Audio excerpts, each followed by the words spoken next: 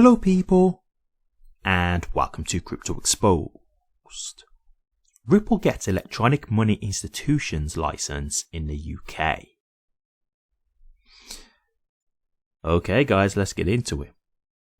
Okay, so we got some news here coming from the UK in regards to Ripple. So I want to get into this and explain exactly what it is so you've got a full understanding of what this means and the implications for XRP. So I'm going to get straight into it. So let's start off with what this is about and what the restrictions are and what the actual permissions are. So the EMI grants a firm permission to issue electronic money and to provide payment related services to UK residents, according to the official website. Importantly, Ripple can now use its RLUSD stablecoin in the country, expanding the asset's reach. Currently, RLUSD has a market cap of $1.38 billion, representing a 6.8% growth in the past 30 days, per RWA.xyz. With Ripple securing the EMI license in the UK, it now reserves the full right to apply the stablecoin in its payment processing business. Okay, so we've got some restrictions here, so let's get into what the restrictions are. Meanwhile, the official FCA website further expanded on the purview of the issued license. It shows that Ripple cannot conduct certain activities in the UK under its current licensing. For context, Ripple cannot operate a crypto exchange without the regulator's prior written approval. The firm is not allowed to offer any services to retail investors or clients. Additionally, it will not issue electronic money or offer payment services to, quote, customers, micro-enterprises, or charity, unquote. Ripple is also restricted from appointing an agent or distributor in the UK. Okay, so we're getting the gist of this from what we're saying here. Let's really kind of break it down a bit. So the first thing I'm going to get into is the restrictions. So as they were saying here, they cannot actually offer services to retail. So this is going to probably be more like an institutional thing for institutional customers and enterprises, that kind of thing.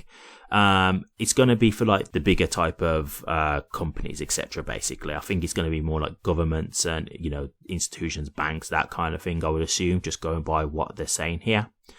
The thing that I will say in regards to this, like, for example, when it says they can't, go for creating an exchange in the UK without their pre-written approval. So it doesn't necessarily mean that they just can't do these things. It could be that they put a request in to say, hey, we'd like to create a crypto exchange, and they just have to get approval first. So it's not a straight no. It's more they have to get, the approval first.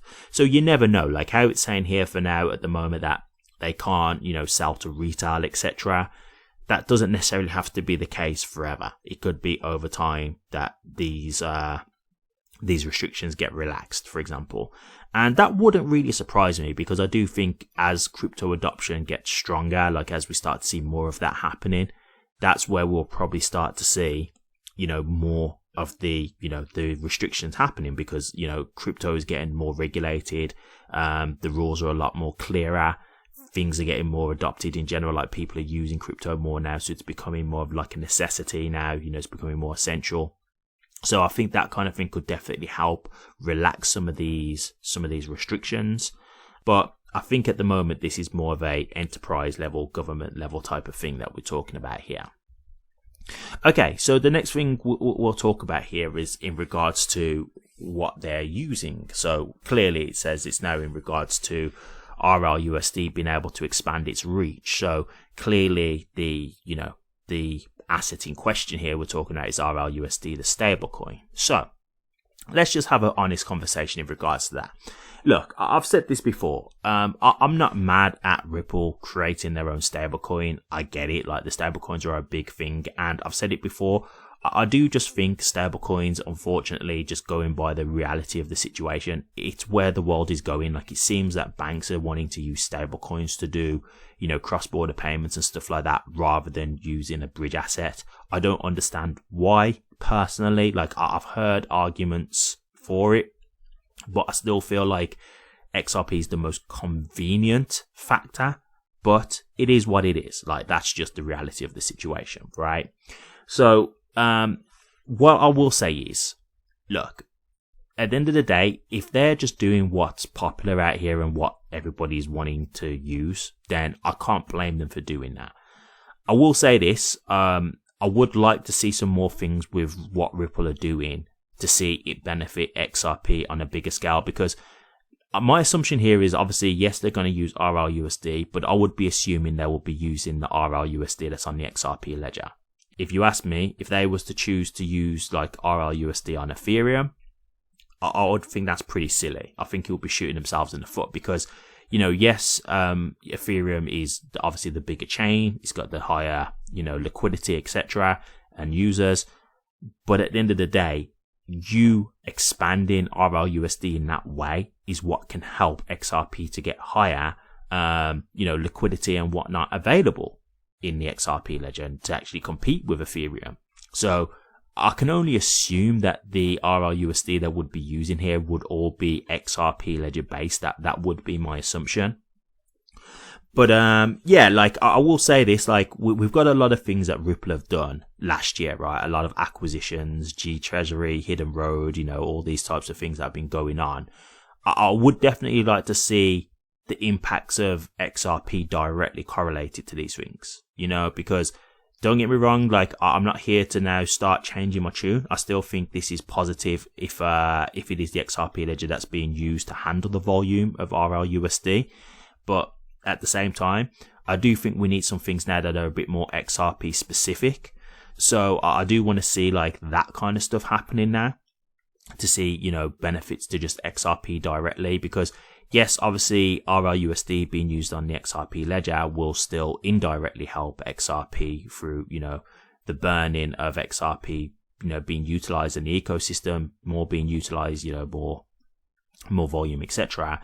But I want to see some things where like it just directly helps XRP. But I do acknowledge Ripple's position here, to be honest with you, because look, if you've got companies that are saying we don't want to use XRP, we don't want to use like a bridge asset, that kind of thing, then like you're just playing the cards that you've been dealt, right? If you've got a stablecoin and you've got this XRP, but people are saying we'd rather deal in stablecoins, and you have a stablecoin, of course you're going to go with the stablecoin, right? It's like I said before, for some people it might be a thing of if it wasn't a stablecoin, they wouldn't have used XRP at all. So at least in that regard, if they are using RLUSD, at least it's helping XRP via it being on the XRP ledger.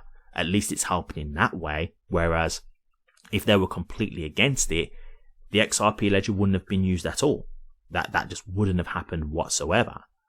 So, you know, like this is why I say you kind of got to take what you can get at this point, right?